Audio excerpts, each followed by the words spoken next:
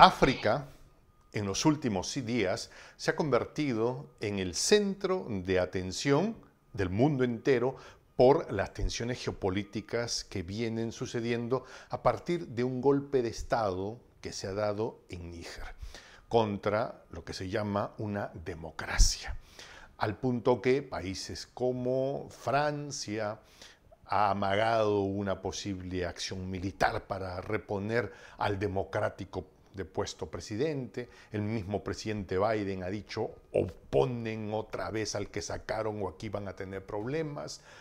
¿Qué está pasando en este contexto?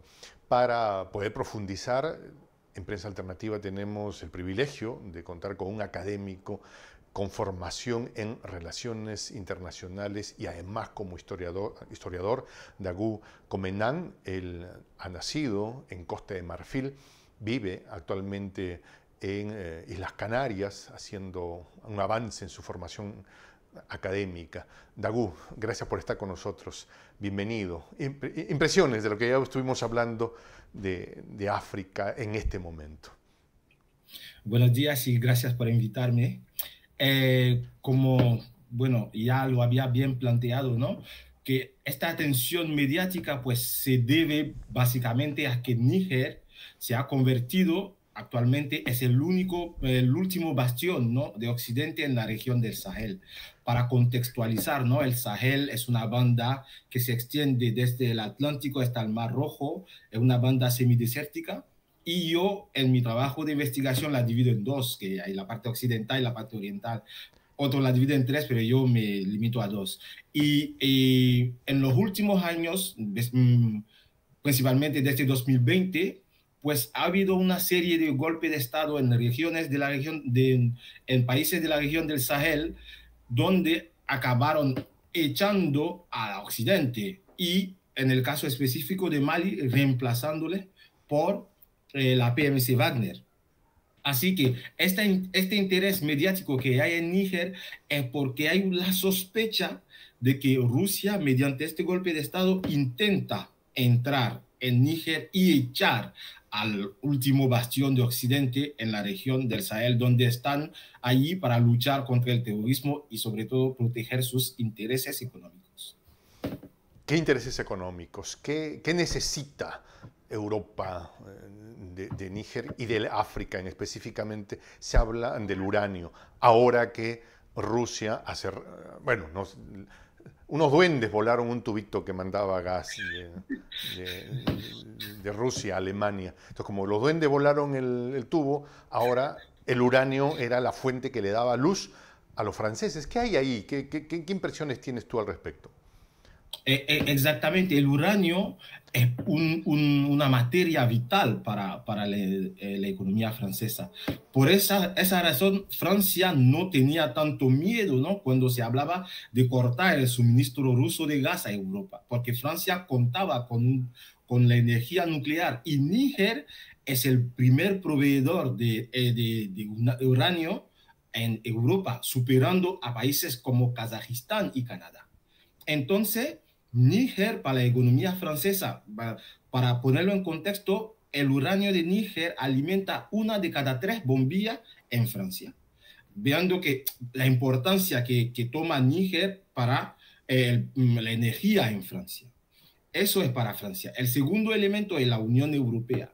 Níger está ubicado en una encrucijada clave para el paso de migrantes irregulares que llegan a la Unión Europea. Hay una cooperación muy fuerte, sobre todo desde 2012, con Níger, donde se financia con decenas de millones la formación de las fuerzas de seguridad nigeriana, para bloquear el paso de migrantes.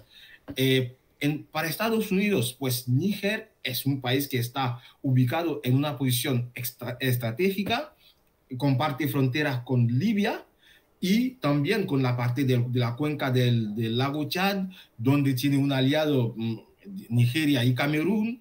Entonces, la posición de Níger es clave, de ahí la base 201 de Estados Unidos, que es una de las principales bases de drones del país en el continente africano. Así que estos tres actores pues están ahí temiendo de que la junta militar haga un giro hacia Rusia como lo ha hecho otra junta, especialmente la de Mali y de Burkina Faso. De hecho, hace unos días el presidente de la transición, el capitán Traoré burkinés, estaba teniendo un cara a cara al margen de la cumbre Rusia-África, donde estaba pidiendo la ayuda de Rusia para Níger. Entonces, estos tres actores pues temen que Rusia responda a esta ayuda y perder su influencia en ese país que es esencial, ¿no? Para estos tres actores, lo que suscita este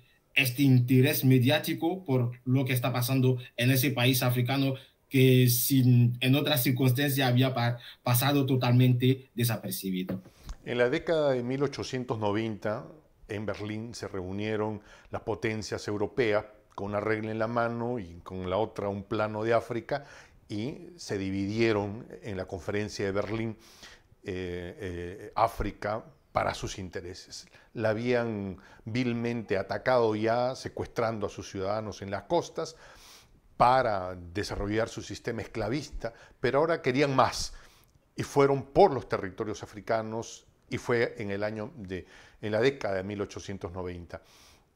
Rusia, en aquel entonces, que no era la Unión Soviética, era Rusia zarista, no participa de ese proceso.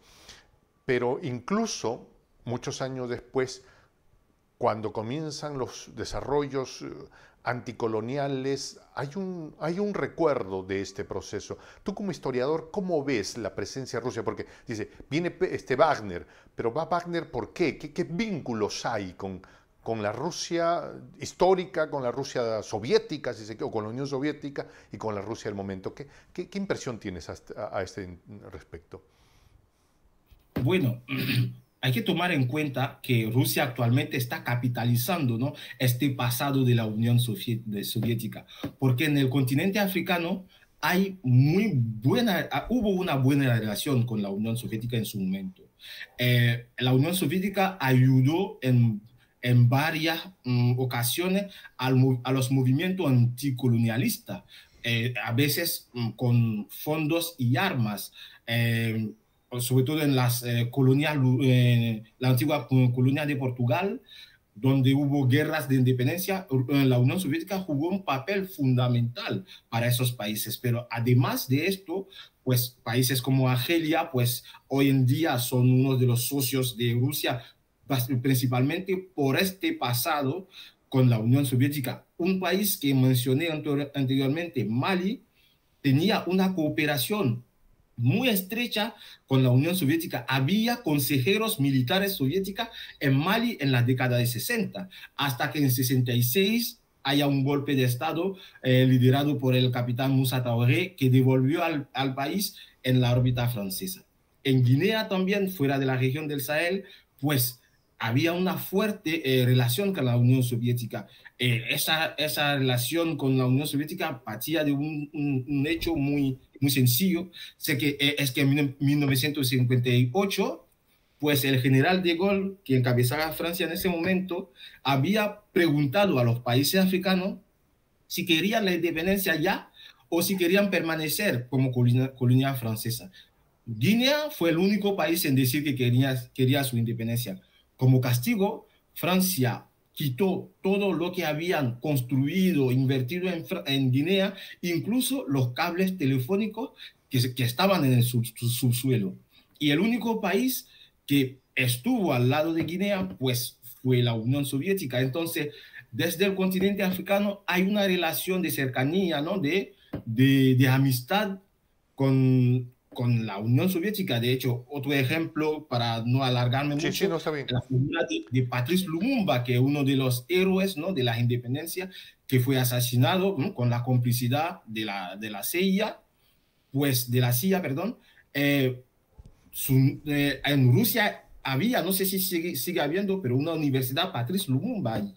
Entonces, para enseñar un poco este vínculo, ¿no?, que no es una relación que viene de hoy, sino hay un pasado que Rusia ahora mismo está volviendo a presentarse como una alternativa a un Occidente que en la historia africana que ha jugado el papel, ¿no?, de depredador. Entonces, más o menos eso, y la PMC Wagner ahí interviene como herramienta de diplomacia rusa híbrida, como para mantener una presencia ahí sin tener que mandar a sus propios soldados.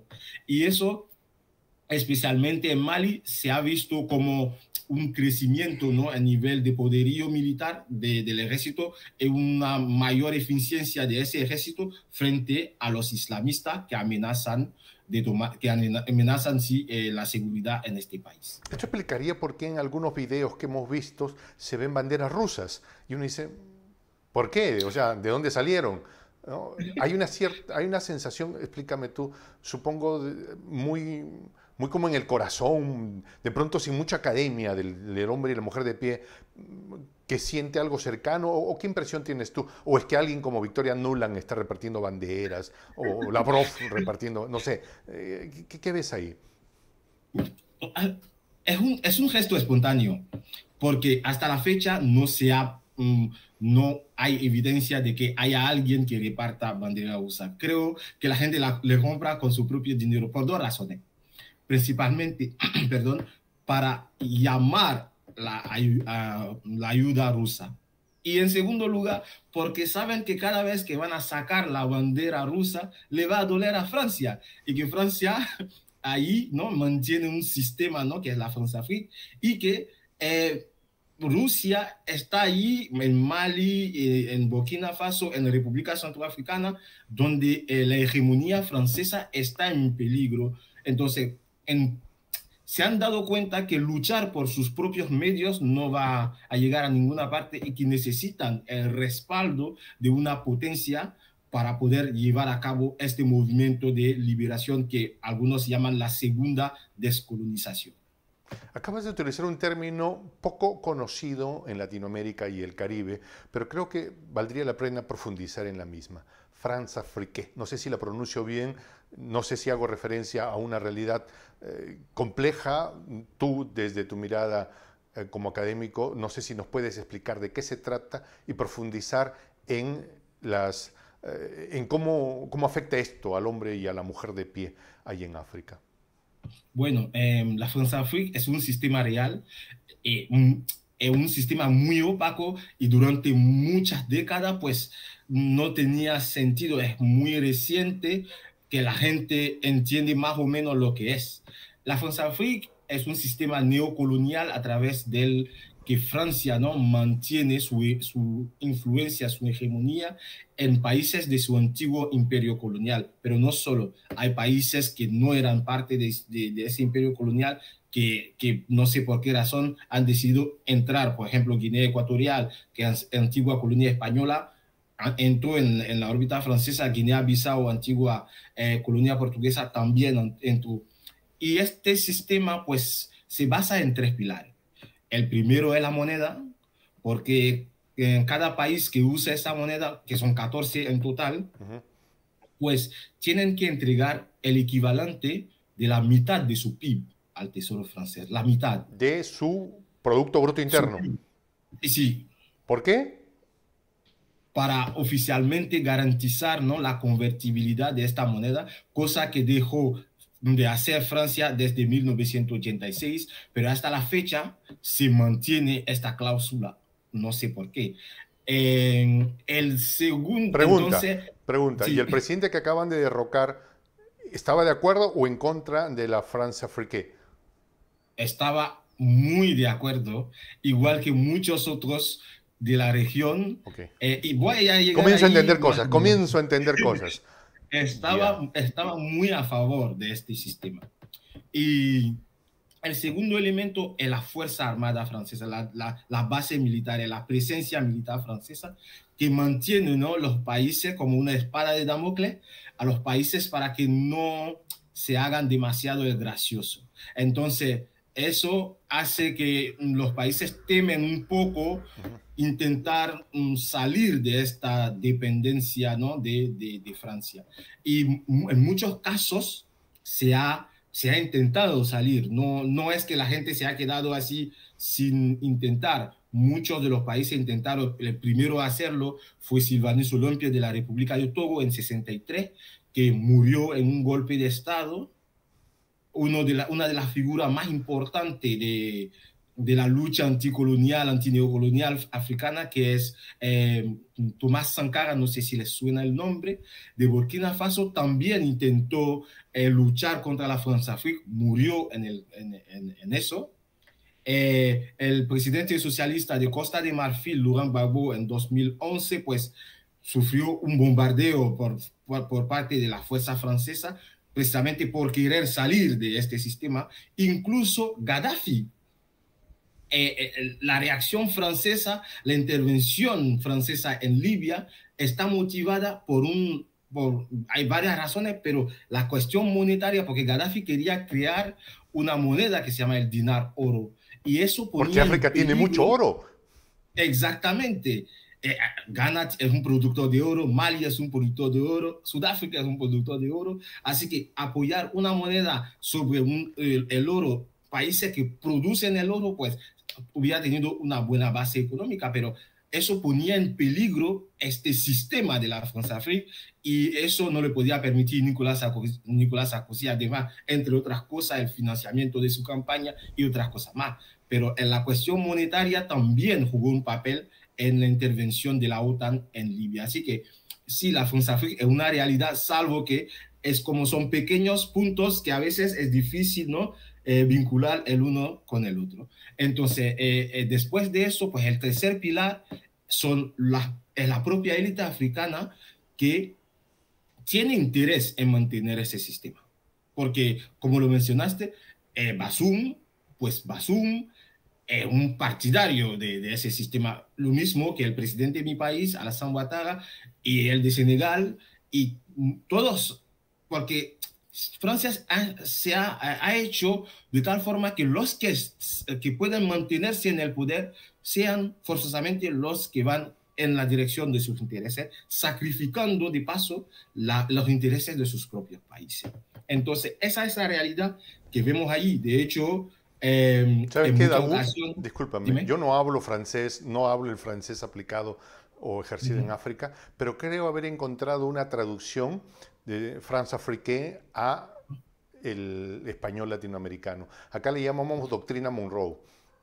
Sí, ex- exactamente, exactamente. Y eso, esta doctrina Monroe hace que cuando nosotros oímos lo que pasa en América Latina, hay un sentimiento de, ay, somos hermanos en la miseria.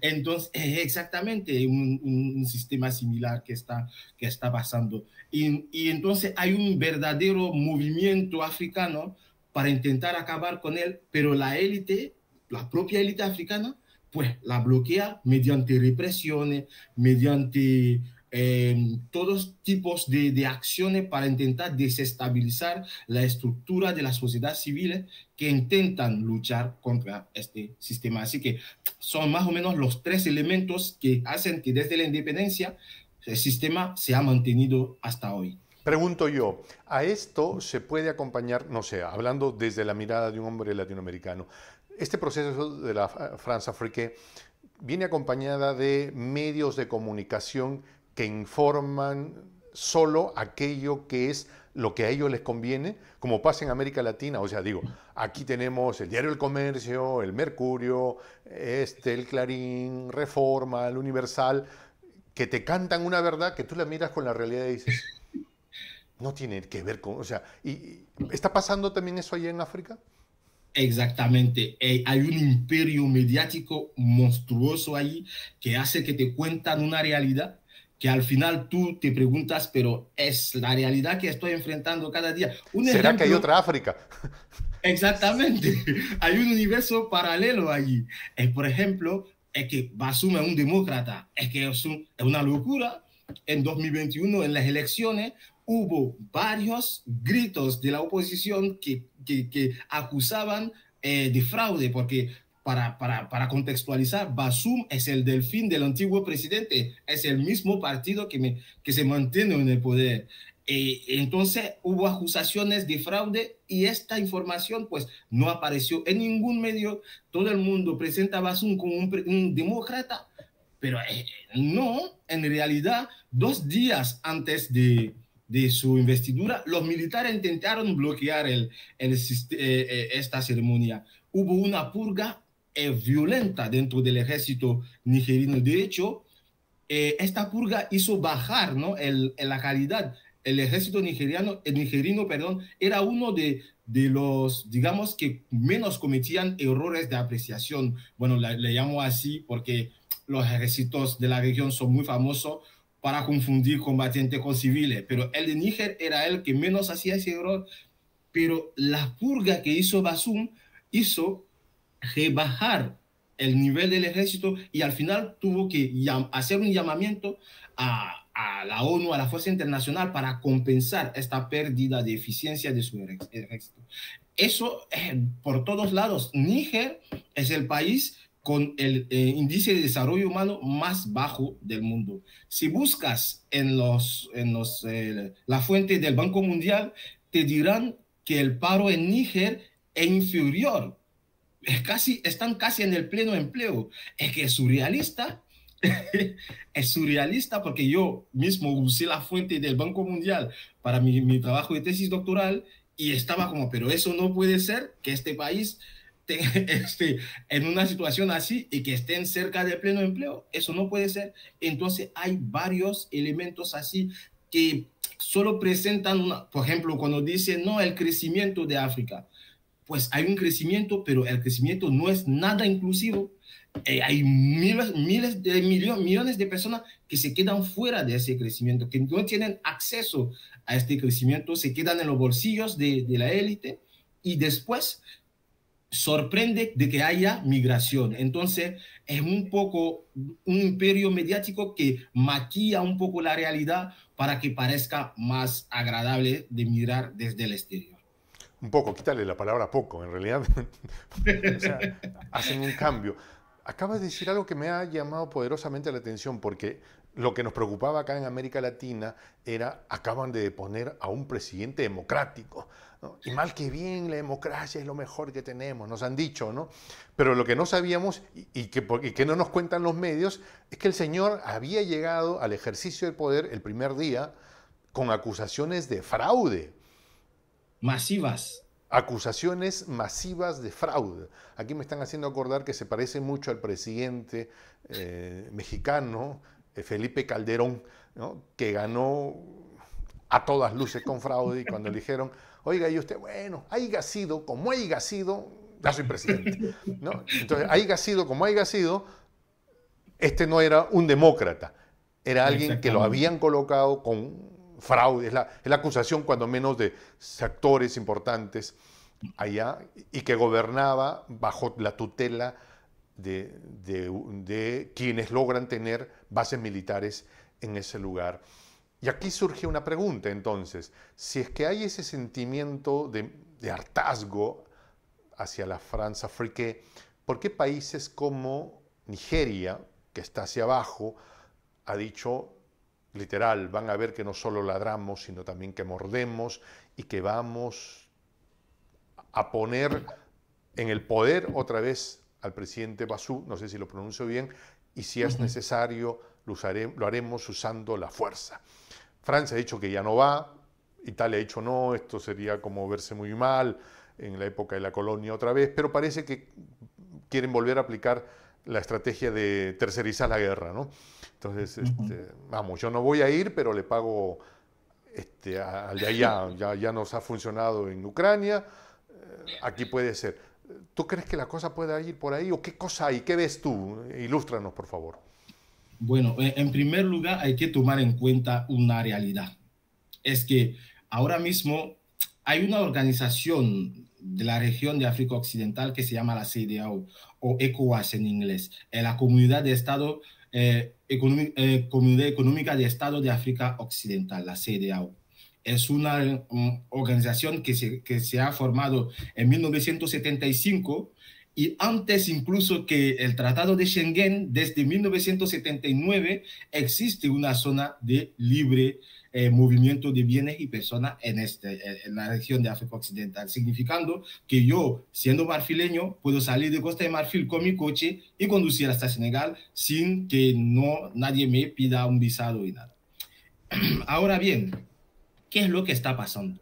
Es que este grupo se ha convertido en la última década en un sindicato de jefes de Estado, donde no siempre están conformes, ¿no?, con su opinión pública y están temiendo un contagio, porque ya empezó en Mali en 2020, en Guinea en 2021, en Burkina Faso en 2021, finales de 2022, saltó un poco 2022, en 2003 está en Guinea, así que tienen un temor interno.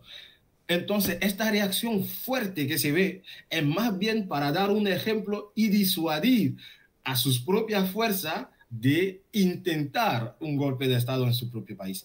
Para que tengan una idea, en Senegal hace poco había una protesta, están reprimiendo la oposición política, han encarcelado al líder de la oposición con un delito que parece surrealista, le acusan de haber robado el móvil de una policía que aseguraba su arresto domiciliario. No, un teléfono móvil. Sí, de una policía que le vigilaba en su arresto domiciliario. Por eso le están condenados. Entonces, hay una protesta en Senegal por la liberación de este señor. En Nigeria hay un descontento muy fuerte. Perdón, me quedó haciendo ruido. Han mandado preso a un líder político por haberse robado un supuesto celular. Exactamente. Y no ha habido noticia internacional sobre eso. No, porque... No han habido reacciones, el Congreso de Estados Unidos no ha delegado un Guaidó. No, porque exactamente el presidente de Senegal está en la línea recta de la Françafrique. Es el presidente que perjudica su economía pesquera para que la Unión Europea pueda tener pescado. Entonces, mira un poco, ¿saben? Es alguien que prioriza, ¿no? El presidente de Senegal que decía que los tiradores africanos que se fueron a luchar en la Segunda Guerra Mundial tenían suerte porque a lo menos tenía un desayuno, ¿no? Imagina hasta qué punto qué visión que este tío tiene del continente africano. Y también en Togo tenemos al hijo del que hizo el golpe de Estado contra el presidente Olympio, Yassine Yadema. El padre lideró el país de 65 a 2005, cuando murió, su hijo tomó el poder, desde entonces está ahí. Entonces hay una casta. ¿no? Exacto, una casta, ¿no?, de líderes que temen porque están en desconexión con su pueblo y temen que estos golpes militares le afecten. Una de las cosas como básicas, en Nigeria en 2020 había una protesta contra la violencia policial y que hicieron pues cortar la luz y hacer más represión. Entonces, sí, eso es el motor de la reacción de los países de la región. De hecho... Sí, por favor, continúa. De hecho, hay un doble rasero en la apreciación de lo que es un acto anticonstitucional, porque en la región, en todos los países, salvo en Gambia, el mandato está limitado a 2. En Costa de Marfil, el presidente está haciendo el tercero, y todo el mundo lo ve normal. Entonces hay varias cosas así que son en Chad, un otro país que no es de África Occidental, donde hubo un golpe de Estado y Francia lo ha aceptado como algo normal. Entonces, ¿sabes? Genera un poco de duda. Para este sí, para este no. Exactamente. Dependiendo si es que me deja llevarme su uranio, si es que puedo meterle diente a su oro, si es que bien puedo llevarme sus diamantes. Es un demócrata. No, pero el señor llegó con fraude. Es un demócrata. ¿No? Este ya se cansó. Ah, no, este es un dictador. y vamos a mandarle las Exactamente. tropas, ¿no es cierto? Y hay ciertos sectores de la élite africana, de la casta africana, que todavía se están sometiendo a esto. Y yo sobre esto quería Exactamente. desarrollar esto. Este golpe de Estado, o esta situación crítica, no sé si llamarlo golpe de Estado, esta situación crítica que se está viviendo actualmente en Níger, no sé si lo pronuncio bien, eh, Sí, sí. esta situación es la primera que se da, cuando menos en su dimensión, desde que ha comenzado la guerra ruso-ucraniana. Digamos, ¿podría estar comenzando un momento nuevo en la historia de África? O sea, ¿este sería el punto de inflexión para nuevos momentos? La verdad que eso sería una especulación muy fuerte, pero pienso que se enmarca en esta realidad geopolítica de confrontación entre Occidente y Rusia. Porque, como lo decía, el elemento que hace que ese golpe de Estado sea mediatizado es precisamente porque está creciendo la influencia rusa en esa parte del mundo. Entonces, creo porque no puedo estar seguro, porque el coste político de una acción militar contra Níger sería tremendo, sobre todo porque desde la década de 2000, cualquier conflicto que ha afectado a la región le ha beneficiado a los grupos yihadistas. Así que un ataque, una situación de conflicto, porque ya no es solamente la CEDEAO que va a atacar a Níger, Mali y Burkina Faso ya han advertido que cualquier ataque a Níger, que es país fronterizo al suyo, ellos van a entrar en el conflicto. Argelia ha tenido una postura un poco ambigua a ese Que es respecto, el más pero grandote de África, ¿no? sí, Argelia. sí, sí, el país más grande, sí. Ujú. Entonces hay una división clara entre países que van a apoyar, ya sea directamente o indirectamente, a Níger y países que quieren entrar militarmente. Y hay grupos armados no estatales que están allí, ellos se van a aprovechar porque ellos le encanta el caos, siempre le ha permitido crecer. Entonces, el coste, tanto a nivel económico de seguridad, pues es difícil de dar una estimación ahora mismo. Ahora bien, porque ya una amenaza similar se había hecho contra Mali en 2020 y no se llevó a cabo. Pero en 2017 había una crisis postelectoral en un país que se llama Gambia, donde también hubo una amenaza así y se concretó. Así que no puedo decir si va a pasar o no, porque hay casos donde amenazaron los militares que tomaron el poder, no se ejecutaron y no se concretó la amenaza, y hay otros casos donde se concretó la amenaza. Así que ambos escenarios son actualmente como el gato de Schrödinger, ¿no? Mientras no se abre la caja, No no se sabemos si sabe está. si está muerto. Exactamente, entonces estamos esperando, falta pienso que 4 o 3 días antes de que se acabe el ultimátum, pero bueno, a ver cómo se va a desarrollar los acontecimientos, pero el coste va a ser muy, muy elevado, sobre todo porque se han dado cuenta que las sanciones no han producido los efectos. De hecho, había escrito un texto sobre eso el año pasado por una fundación que se llama la Fundación Alternativa, que produce un documento que se llama el Informe África sobre el hecho de que las sanciones no iban a funcionar en Mali porque la Junta tenía el respaldo popular. Y ahora en Níger se ve cada día manifestaciones de gente a favor de la Junta militar. Así que saben que las sanciones, igual que en Mali, no van a funcionar. Pero quieren dar un ejemplo, así que no sé hasta qué punto estarán dispuestos a pagar un precio muy alto para dar ese ejemplo. Sí. También quería esta apreciación tuya. Probablemente, y Dios quiera que esto no llegue al extremo de la violencia militar, que eso no es bueno en ninguna parte del planeta.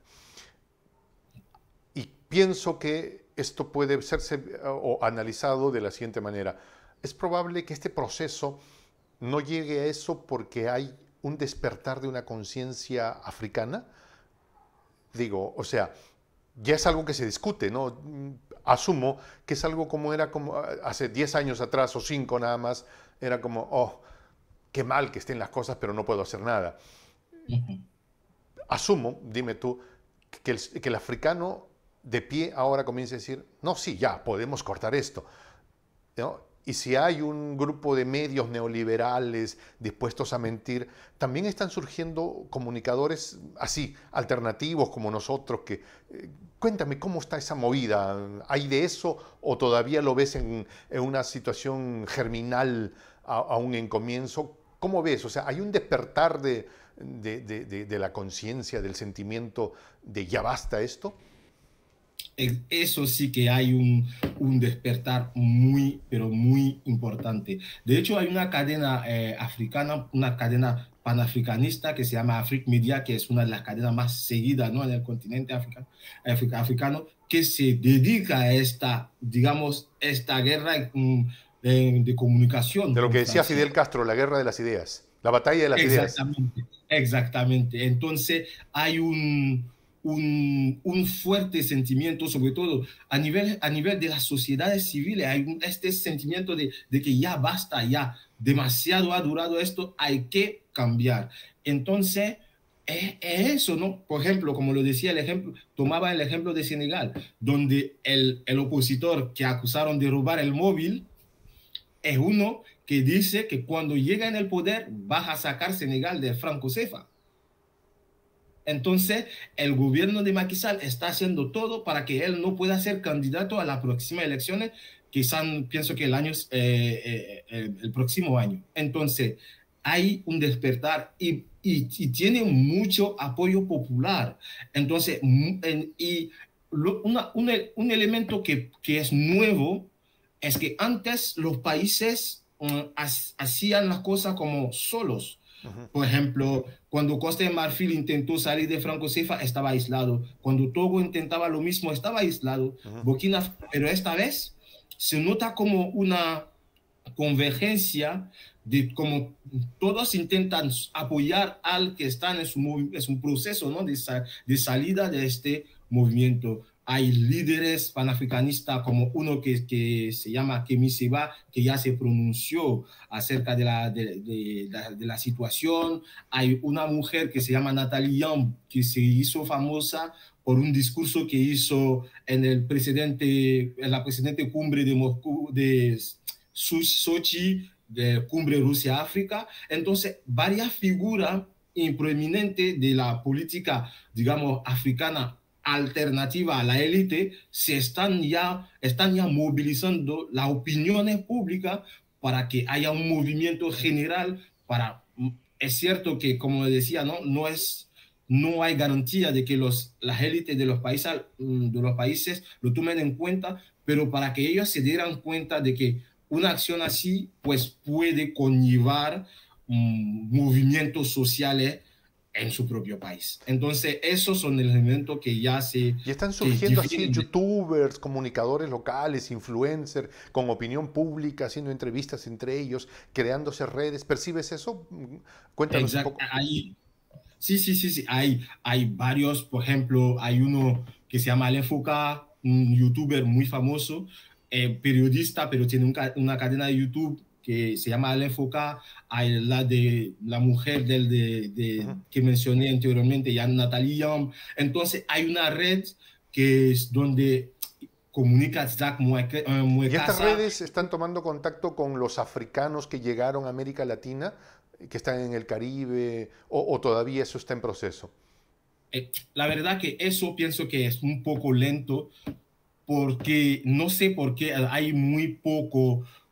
Hay más, por ejemplo, una cosa, hay más, digamos, relación a nivel, cuando un país, por ejemplo, intenta salir del sistema de la France-Afrique, de cooperación sur-sur a nivel estatal que a nivel de la gente.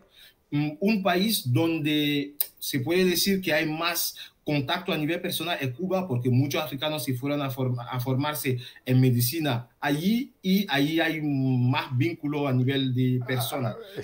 Daoud, permíteme hacer una infidencia y contarles algo que nos ha pasado al público. Estuvimos grabando con Daoud un programa de casi media hora y ahí íbamos avanzado cuando me di cuenta que un duende había apagado mi botón de grabación y muchas de las cosas que habíamos hablado se perdieron. Y habíamos hablado ya de Cuba y de lo que significa. ¿Cómo ve África a Latinoamérica? Pero hablemos de Cuba, por ejemplo, de la pequeña Cuba bloqueada y tan Sí, maltratada. Háblanos un poco de esto, Dagu, o repítenos aquello que ya habíamos hablado y que se perdió. es que hay un verdadero sentimiento de solidaridad hacia Cuba. La verdad que la cuestión cubana es un poco, Cuba es como el querido, ¿no? Porque por dos razones. El hermano Porque querido. exactamente, porque ya en el momento de la descolonización y un poco después, en la década de 70, Cuba lanzó, ¿no?, la Operación Carlota para ayudar a los países del antiguo imperio colonial de Portugal a resistir contra la ofensiva que se estaba llevando desde Sudáfrica, apoyando a movimientos anticomunistas. Entonces, Cuba, entre mitad de la década de 1970 y finales de la década de 1980, estaba militarmente ayudando a los regímenes que nuevamente había alcanzado la A independencia. los gobiernos. Cuba también, sí, sí, en los gobiernos. Cuba también impidió un golpe de Estado, por ejemplo, en la República de Congo, porque allí también había un gobierno socialista que intentaran tumbar y los cubanos impidieron este golpe de Estado. Entonces, hay este vínculo, ¿no?, con Cuba desde ese momento de la independencia y después cuando tocó la epidemia de, ¿De bola? ¿cómo se llama?, de Ebola. Cuba mandó a médicos para ayudar a los países africanos a enfrentarse y a derrotar a esta enfermedad muy terrible. Así que además de la música, y entonces la influencia cubana se ha quedado ahí, pero más allá, ¿no? La relación con América Latina, pues también a nivel cultural, las telenovelas, que me acuerdo que estaba hablando con una amiga que está aquí, que es aquí, que es de México, y le decía, es que a mí me encantaba una telenovela que se llama, ¿cómo se llama? Marimar. Y ella como, ah, sí, ustedes lo veían ahí, Claro. entonces vemos mucha. Y como te decía, mi hermano se llama Carlos, y mi hermana, cosa que no dije, mi hermana se llama Dolores, por exactamente Son estas nombres películas. latinos más bien, ni siquiera tan españoles ya, Exactamente. ¿no? Sí, sí, Claro. sí, exactamente. Hay un Por esto, vínculo, ¿no? Y, oye, a ustedes transafrique, a nosotros Monroe, la doctrina Doctrina Monroe. Monroe, ¿no? Entonces se siente muy cercano Exactamente. todo este proceso. Ahora, Ucrania. Los Uh -huh. presidentes y mandatarios y líderes tuvieron una reunión con el presidente Putin, pero también con el presidente Zelensky. Pero cuando estaban con esta de crear una posibilidad de paz, salió el asesor de Zelensky Ay, a decir, no sé, los africanos, y los miró sobre el hombro diciendo más o menos lo siguiente, ellos no tienen la talla diplomática para proponer la paz, ellos han venido a buscar cámaras, ¿no?, a decir acá estoy y a ver si consiguen algo, ¿no? ¿Cómo se tomó esto allá? ¿Se supo en un principio? ¿Hubo información sobre esto? ¿Qué nos puedes comentar sobre esto? bueno, una de las palabras que uso, me olvido de su nombre, usó la palabra primitiva. Y la verdad que fue un choque a nivel de los africanos, porque es una palabra que para nosotros tiene una connotación muy fuerte. Usó la palabra primitiva para describir esta misión de la Como que Unión yo soy Africana. superior y ustedes están... Exactamente. Entonces, eso fue, la verdad, una falta de respeto muy fuerte. Y en muchas, la reacción, sobre todo en las redes sociales, eran la próxima vez que toca votar en la ONU, espero que se van a acordar que somos primitivos. Entonces, a nivel de las sociedades, de los jefes de Estado, pues no sé, porque muchos de ellos ni siquiera se acordarán al día siguiente mientras le dan la orden. Pero a nivel de la sociedad civil lo vivieron muy mal, sobre todo lo que hicieron la fuerza de seguridad polaca a la delegación, impedir que los jefes de Estado africanos puedan ser acompañados de sus propios servicios de seguridad. Amenazaron en detener la fuerza de seguridad de los jefes de Estado de la delegación que iba. Y eso también fue vivido muy mal, es que la gente lo vivió con mucho coraje. Muchos decían, pero ¿por qué han decidido salir sin su guardia? Es inadmisible pensar que un presidente de un país soberano a un otro país le impida estar rodeado de su propia guardia, diciendo que ellos le iban a mantener la seguridad. No lo harían a Biden o a Macron o a nadie, pero a los africanos sí. Y eso la gente lo vivió muy mal, la verdad que muy mal. Como le decía, pues a nivel de los presidentes, muy pocos se han manifestado, pero a nivel de la población se han visto, se han compartido imágenes, se han compartido videos y hubo un enfado, ¿no? A raíz de esto. Y el elemento también que hay que resaltar es la diferencia de trato que hubo cuando llegaron a Moscú. A Moscú hubo un trato totalmente diferente, más respetuoso de su estatus de jefes de Estado. Entonces, todo ese elemento pienso que no se toma en cuenta a la hora de entender, ¿no? La reacción de los africanos a su percepción, ¿no? De la realidad geopolítica. Y eso hace que Occidente se está perdiendo, ¿no? Este apoyo de una población africana que en los 90 era totalmente pro-occidental. Pero poco a poco las mentalidades han pensado, a ver, que detrás de esa cortina de humo hay expolio, hay represión, hay falta de respeto y poco a poco hay un desencanto, ¿no? Que se manifiesta básicamente en ese giro hacia Rusia, China, para finalmente dar la espalda o por lo menos diversificar, ¿no? Sus socios comerciales y no depender de Occidente. Esto ha llevado inexorablemente a que veamos la cumbre ruso-africana o africano-rusa, ¿no? El tema del bloqueo del acceso al Mar Negro para sacar trigo, el beneficio que obtenían compañías como Monsanto y otras. ¿Qué hay allí? ¿Cómo ven ustedes la cumbre africano-rusa? ¿Qué expectativas, qué frustraciones si las hay? ¿Qué onda? Como dirían los, los mexicanos acá. Ajá. Bueno, eso hay que tomar en cuenta una cosa, que, bueno, como lo decía, ¿no? Hay una desconexión entre la élite y el pueblo. La gente siguió con atención lo que estaba pasando en Moscú, mientras el número de jefes de Estado ha sido muy reducido. Una de las cosas es que nosotros hemos visto las consecuencias del primer acuerdo, es que era de risa, básicamente, porque estaban usando el pretexto de que no, es que el grano no va a llegar en África, pero al final el 70% del grano nunca llegó en África. Se quedó en la Unión Europea y en Turquía y en Asia. Los africanos, pues, que se han quedado sin nada. Entonces, ha sido como, pues, nos han usado como medio de chantaje para obtener ese acuerdo y al final nos hemos quedado a la cola. Entonces, esta vez ellos han sabido, ¿no? Más o menos negociar directamente con Rusia, que ha prometido, ¿no? Suministrar a los países africanos en grano, de los que 6 países iban a recibirlo de forma gratuita debido a su situación económica. Entonces, sí, como lo decía, ¿no?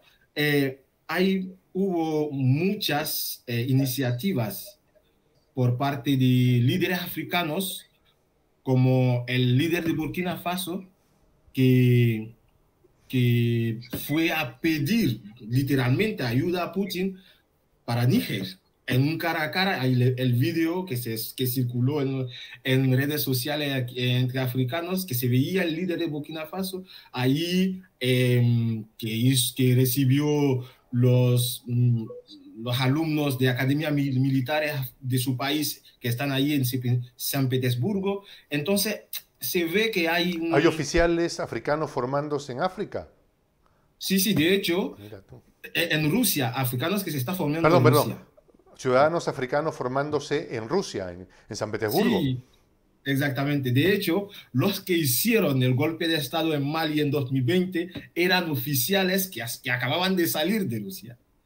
El capitán Wague, que es el primero en tomar la palabra tras el golpe de Estado, acababa de llegar de Moscú, de Rusia. Entonces, Claro. hay mucha. Y de hecho, pienso que eso ayuda. ¿Por qué? Porque vienen con otra forma de ver el mundo, no este mundo binario en que nosotros somos los buenos a pesar de lo que hacemos y los demás son los malos a pesar de lo que hacen.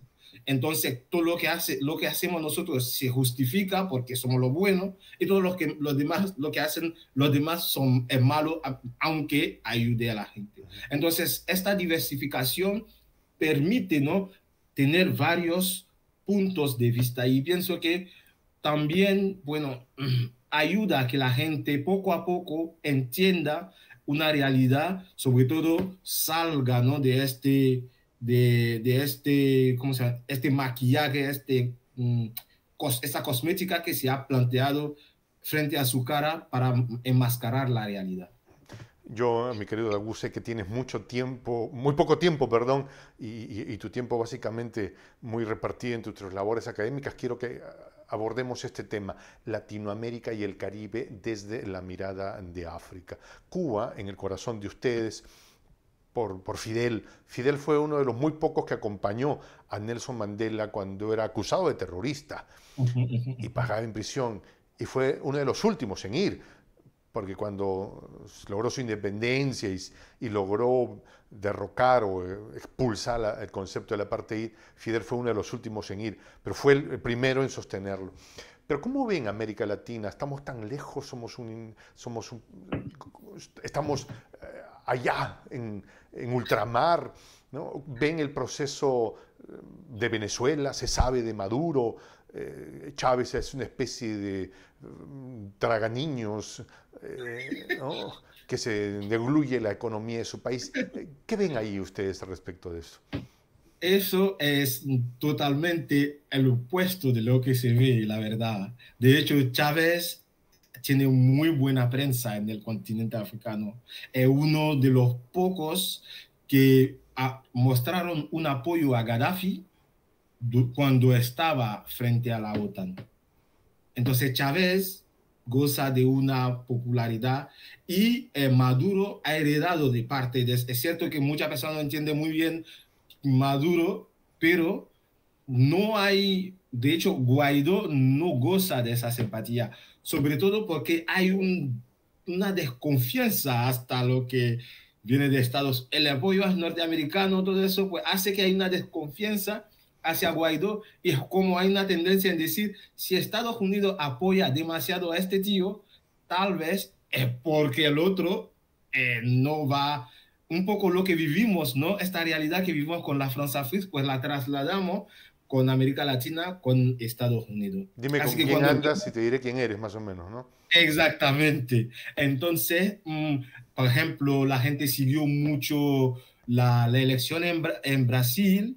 Lo que pasó en Brasil también fue, yo en el instituto estudié la economía brasileña, cómo funciona y todo eso. Entonces hay muchos vínculos. Hay, ¿cómo se llama?, el conflicto entre Inglaterra y Argentina, cosas así que estudiamos. Así que no es que podamos decir que entendemos la complejidad de América Latina, pero hay Pero una la cierta... sienten. Exactamente, una cierta simpatía, sobre todo porque llegando a un momento cuando nosotros tomamos conciencia de la France-Afrique y que vimos lo que pasó con Allende, cosas así, por ejemplo, en Costa de Marfil, cuando la gente usa el paralelismo, el bombardeo del Palacio Presidencial por la fuerza francesa, usan el paralelismo de Allende para que vea un poco. Entonces, hay estos paralelismos que se hacen Profundicen eso, por fácil. favor. Se puede. ¿Cómo? Profundiza en eso de ver a Allende, la figura de Allende con los Sí, porque aviones, ¿no? exactamente, porque tenemos a un gobierno socialista ahí ¿Y qué que pasó intenta. allá? En Costa de Marfil tuvimos durante una década un gobierno socialista que, porque, bueno, eso vamos a retroceder un poco en el Ujú. tiempo, tuvimos 40 años de un régimen de derecha muy Brutal. represivo, uh-huh, que acabó con un golpe de Estado en 1999 y una pelea entre los diferentes grupos de derecha hizo que la izquierda ganara las elecciones. Ujú. Y cuando gana las elecciones, pues hay una guerra civil que empiezan los de la derecha para intentar derrocar al gobierno socialista. Y durante una década los socialistas llegan a mantenerlo a la raya y a raíz de un contencioso electoral, pues Francia interviene directamente en el conflicto y tumba al gobierno socialista. Y bombardea Hubo, el palacio, bombardea al estilo literalmente. Allende. Es que esto lo hacen, Exactamente. yo creo que tienen una especie de catálogo. O sea, vamos al golpe de Estado, ay, ay, copia, o sea, ya me parece que ni imaginación tienen, ¿no? Aplícale lo que le hicimos a Allende. A ver, saca ¿cómo es el manual? Tin, tin, tin, tin, vaya usted a hacer esto. O sea, Exactamente. De hecho, estaban diciendo casi lo mismo en plan, bueno, mejor hacer un escenario Haití que un escenario es que, es que te vamos a quitar el poder, mandarte en otro sitio o va a acabar mal. Y había los ultimátums así de... Entonces, es que preferimos un escenario Allende a un escenario de Haití. Entonces, hay o sea, varios... sí conocen la Eh, figura de Allende, se conoce la y figura. sí, sí, sí, sí. Se conoce muy bien la figura de Allende, se entiende más o menos la crisis, no podemos decir del todo, pero el impacto negativo de la CIA en Nicaragua y se ve un poco, es como, por ejemplo, que yo ahora mismo un fenómeno que está llegando ahí es los carteles de narcotráfico Ujú. que está llegando, y entonces es como se empieza a ver, oye, mira que esto, como ha empezado el narcotráfico en América Latina, mira que está siguiendo la misma pauta aquí, entonces es como intentar entender la realidad según lo que vivimos nosotros. Cierto que hay diferencias brutales, pero en grandes líneas, pues cuando uno indaga un poco, pues es como, ay, es que por ejemplo, como lo decíamos antes que se cortara, Tomás Sankara, para nosotros tiene un poco del Che y de Fidel Castro. Es un poco así, tiene este aura, ¿no? De Fidel Castro y del Che. La gente lo lleva más o menos con la boina y tiene una representación de iconografía que se parece a la del Che y de Fidel Castro. Entonces, siempre, ¿no? Hay es, es como son los hermanos del otro lado del mar, que viven una realidad diferente, pero no muy lejana a la que vivimos Los nosotros. otros, los hermanos del otro lado del mar. ¿Cómo se Sí, diría eso en tu idioma? Tú hablas el idioma, tú hablas francés, sí, es pero que también como, hablarás un poco del idioma originario de tu país. ¿Es probable? sí, sí, mi Dirías, idioma. cómo dirías los hermanos del otro lado del mar en la lengua A ver, tendría que buscar la palabra mar porque hace mucho que no hablo. Hermano se diría Atuli. atul? Atuli, a ver, En el idioma inca sería guaije. hermano es, como Guaije. lo dicen, Guainge. Guaije. Hermano se dice, sí. Y si terminas en cha es diminutivo. Guajicha, Ok, hermanito. ok. Oh, vale. Guajicunas, hermanos. ¿Ah?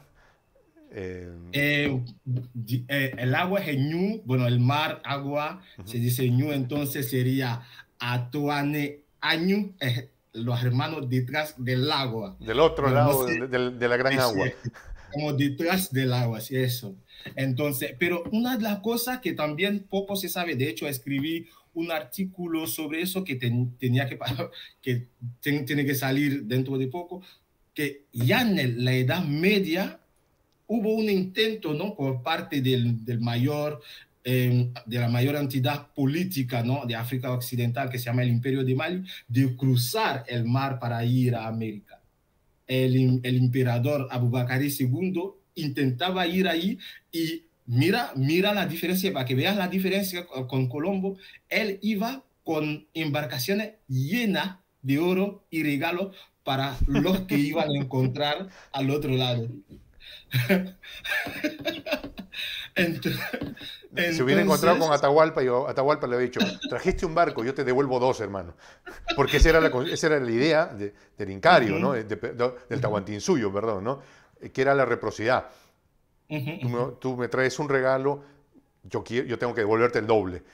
Y tú me devuelves y al final, oye, ¿por qué no hacemos un puente, construimos una flota que te sirva a ti y a mí? No vamos a matarnos por esto, total. La vida... Sí, sí, es que Tenemos que eso profundizar es en para eso. mí. Mira, te cuento. Yo he encontrado, te voy a pasar las fotos y las voy a compartir con nuestro público.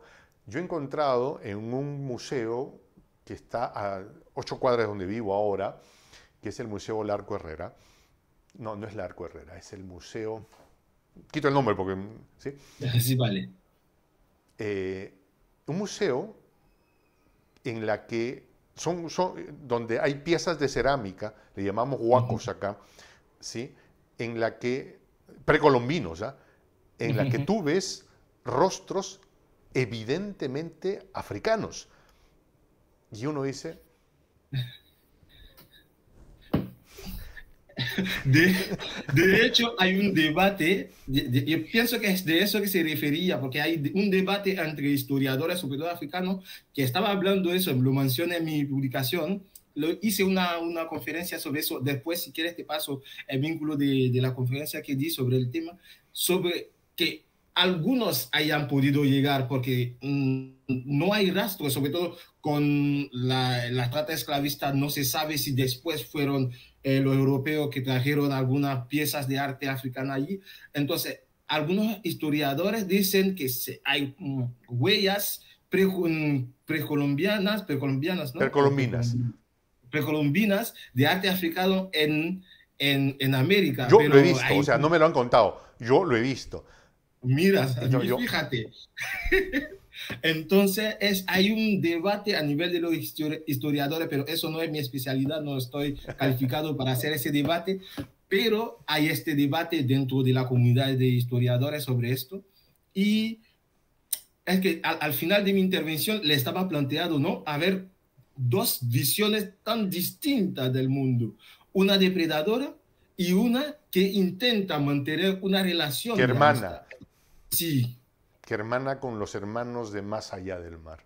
sí. Dagu Comenan, historiador y especialista en el Sahelio Occidental, espero haberte presentado con las credenciales correspondientes, hombre con formación académica en relaciones internacionales, historiador, pero sobre todo gran conversador, ha estado con nosotros aquí en Prensa Alternativa. Te pido disculpas, hermano querido, por este programa que grabamos y que perdimos sin haberme dado cuenta que no lo estaba grabando. Dagu, muchas gracias. No sé si quisiera decirle algo a lo que nosotros le llamamos la patria grande, la América Latina y el Caribe, en el sueño bolivariano de un proyecto en conjunto. Dagu, por favor, adelante. Bueno, le quería en primer lugar agradecer por darme la ocasión de hablar a través de su canal a su comunidad de seguidores. Y les animo, ¿no? Como animo también a los africanos a seguir manteniendo vivo este sueño de que un día pues podamos liberarnos de estas cadenas que intentan mantener, ¿no? Bajo un dominio y que por fin, ¿no? Se pueda dar una cooperación de igual a igual entre el norte y el sur, ya sea el sur hablando de África, que el sur hablando de América Latina, y que también haya un fortalecimiento de los lados, como les decía, entre los dos hermanos que están a los dos lados del mar Atlántico, del océano Atlántico. Así que les doy la gracia y fue un placer, la verdad, conversar contigo. Estoy muy halagado de que hayas pensado en mí para tu canal. Muchas gracias, Dagu. Mi nombre es Juan José del Castillo, el J. Gracias por haber estado con nosotros aquí en Prensa Alternativa. Me despido con esta expresión en el quechua milenario, en el quechua de los incas, Tupananchis Kama, cuya traducción cobra mayor sentido en este programa, es hasta que nos volvamos a encontrar. chau, nos vemos, voy a pagar esto. Ahora no se quiere pagar.